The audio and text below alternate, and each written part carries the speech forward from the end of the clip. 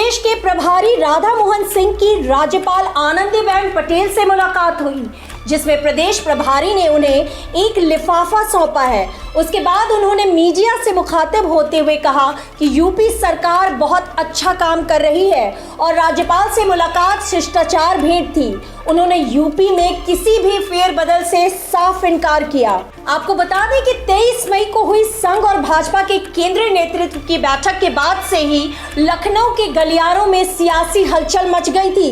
कहा जा रहा था कि उत्तर प्रदेश की राजनीति में इन बैठकों का नतीजा बड़े सांगठनिक स्तर पर तब्दीलियां और कैबिनेट के विस्तार में कुछ मंत्रियों की विदाई और कुछ नए चेहरों का आना हो सकता है। इसके बाद से कैबिनेट विस्तार को लेकर जो चर्चा शुरू हुई, आनन फानन में योगी और राज्यपाल के मुलाकात के बाद थम गई। उत्तर प्रदेश में कैबिनेट विस्तार के रुकने की वजह भाजपा की अंदरूनी कलह बताई जाती है। कहा जा रहा है कि योगी और दोनों उप मुख्यमंत्री केशव प्रसाद मौर्य और दिनेश शर्मा के बीच सब कुछ ठीक नहीं चल रहा है। 25 मई को दत्तात्रेय होसबोले लखनऊ पहुंचे और पदाधिकारियों के साथ बैठक करके कहा कि वो योगी से मिलने के लिए रुके हैं, पर मुख्यमंत्री उनसे मिलने नहीं पहुंचे। उसके बाद बीते सोमवार को भाजपा के संगठन महामंत्री BL संतोष, प्रदेश प्रभारी राधा मोहन सिंह भी 3 दिन के दौरे पर लखनऊ आए और उन्होंने सरकार के मंत्रियों से अलग अलग बैठकें की और सरकार के कामकाज का जायजा लिया। अलग अलग मुलाकातों में 2 नाम जो विशेष रहे वो दोनों उप मुख्यमंत्री केशव प्रसाद मौर्य और दिनेश शर्मा थे, जो योगी से नाराज बताए जा रहे हैं। इसके बाद भी 3 जून को दिल्ली में मोहन भागवत की चर्चा में भी भाजपा और संघ के विषय में यूपी शामिल रहा। लखनऊ के सियासी गलियारों से कुछ आवाजें ऐसी भी आ रही हैं कि उत्तर प्रदेश में संघ और भाजपा का केंद्रीय नेतृत्व योगी से नाराज है और वे उनके विकल्प की तलाश कर रहा है। सियासत में इशारे में बात कही जाती है। ऐसा ही एक इशारा भाजपा केंद्रीय नेतृत्व की तरफ से कल यानी कि 5 जून को आया, जब प्रधानमंत्री, गृह मंत्री और भाजपा अध्यक्ष ने ट्विटर पर योगी को जन्मदिन की बधाई नहीं दी। कहा जा रहा है कि इन सभी ने योगी को फोन किया और बधाई दी थी। इतना ही नहीं, MLC चुनाव के दौरान भी योगी की राय नहीं ली गई थी।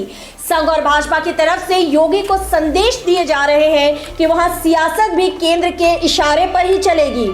प्रधानमंत्री के करीबी और नौकरशाह अरविंद कुमार शर्मा को जब MLC बनाकर उत्तर प्रदेश भेजा गया तो ये कहा गया कि भाजपा 2022 की चुनावी समर के तैयारियों में जुट गई है।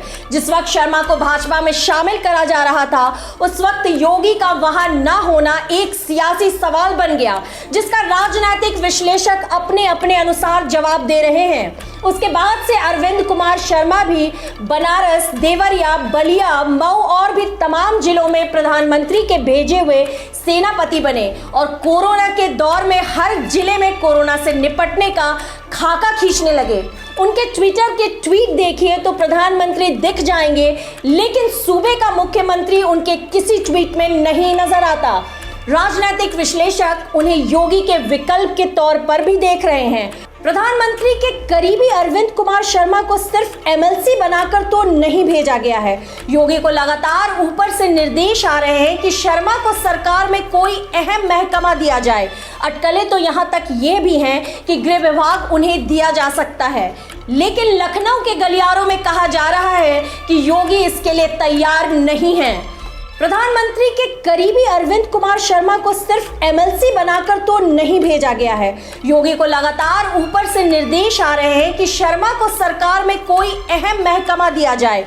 अटकलें तो यहाँ तक ये भी हैं कि गृह विभाग उन्हें दिया जा सकता है, लेकिन लखनऊ के गलियारों में कहा जा रहा है कि योगी इसके लिए तैयार नहीं है। बैठकों के इन दौर में दिल्ली से एक आहट ये भी है कि उत्तर प्रदेश के मुख्यमंत्री को भी हटाया जा सकता है, लेकिन इसके साथ ही सवाल ये है कि क्या भाजपा योगी को हटाने का जोखिम लेगी?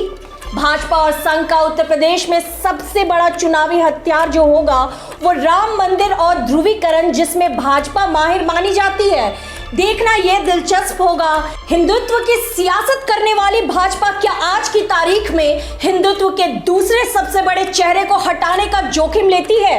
उत्तर प्रदेश की सियासी विसात भाजपा और संघ ने बिछानी शुरू कर दी है। बीते 10-15 दिनों से उत्तर प्रदेश का सियासी पारा बढ़ता ही जा रहा है। इन दोनों लखनऊ के गलियारों का सियासी शोर और दिल्ली में हो रही उसकी राजनीतिक और सांगठनिक तैयारी चर्चा का विषय बनी हुई है, क्योंकि अक्सर कहा जाता है कि दिल्ली की सियासत का रास्ता उत्तर प्रदेश से ही होकर जाता है।